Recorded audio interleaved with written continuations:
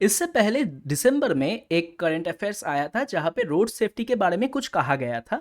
तो अभी supreme court ने ये कहा कहा है कि इससे direct panel to evolve framework on guidelines for road safety.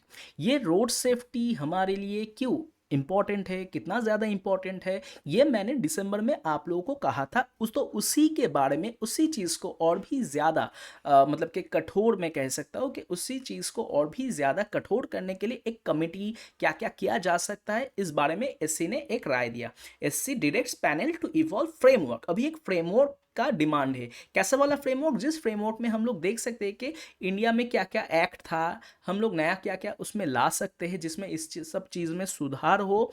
ये सब चीज़ हमें देखना होगा। तो अगर हमें एक फ्रेमवर्क बनाना है तो सबसे पहले हम लोगों को देखना होगा कि सबसे ज़्यादा एक्सीडेंट किस वजह से हो रहा है। सबसे ज़्यादा एक्सीडेंट किस वजह से होता है? स्पीड।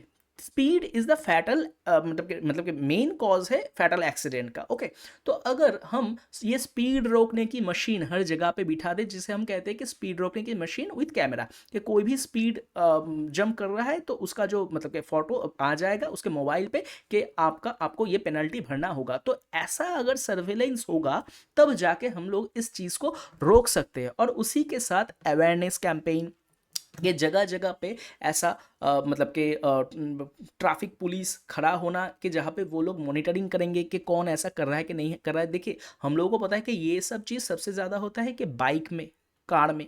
तो देखो, इस यहाँ पे एक इफेक्ट भी है जो सब एड टीवी में दिखाया जाता है। क्या दिखाते हैं कि उस बाइक को आप कितने स्पीड में चला सकते हो, कि एक खाली रास्ता है, वहाँ पे एक बंदा हेलमेट पहन के या ना पहन के ज़ोर ज़ोर से अपना बाइक चला रहा है। तो इससे हमको क्या लगता है कि अच्छा, तो बाइक ये ज़ोर से चलाने का ही चीज़ है। तो ये जो ओवर स्पीडिंग, उसी की वजह से ये मौत होता है। देखिए, मानो कि ना मानो कि धूम धूम मूवी ये फैटल एक्सीडेंट का बहुत बड़ा रीज़न था, स्पेशली बाइक एक्सीडेंट। अगर आप देखें कि धूम मूवी से पहले और धूम मूवी के बाद कितने सारे एक्सीडेंट हुआ, तो आपको यही लगेगा कि अच्छा, ये भी हमें मैनिपुलेट करता है, ऑब्वियसली मैनिपुलेट करता है। जैसे कि मान लीजिए कि शक्तिमान, हमने देखा कि कोई एक बंदा घूम घूम के ऊपर जा रहा है तो वैसे ही छत से कितने लोग गिर गए।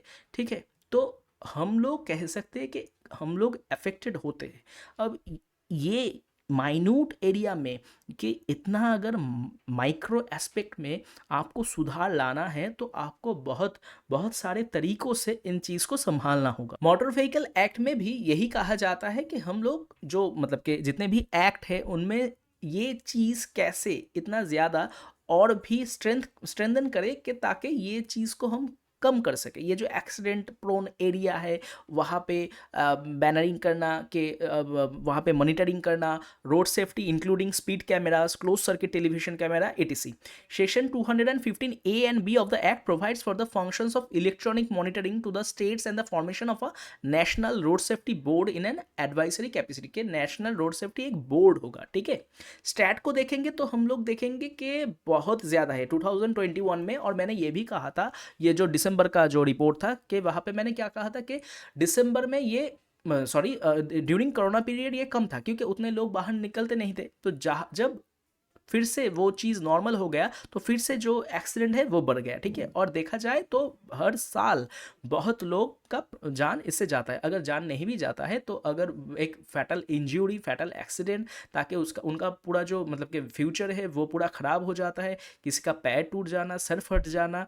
तो ये चीज़, ये जो मेडिकल कॉस्ट है वो सबको आगे और भी आगे बढ़ाना वो फैमिली के लिए और भी प्रॉब्लमेटिक हो जाता है। ठीक है, तो हम लोग, तो देखिए, हम लोग क्या समझेंगे कि बहुत मामूली चीज़ लगता है कि नहीं, एक रोड है, रोड में बाइक एक्सीडेंट होता है या फिर कार एक्सीडेंट होता है, तो इसके लिए इतना ज़्यादा सोचने का क्या ज़रूरत है? वो चीज़ ऐसा है नहीं।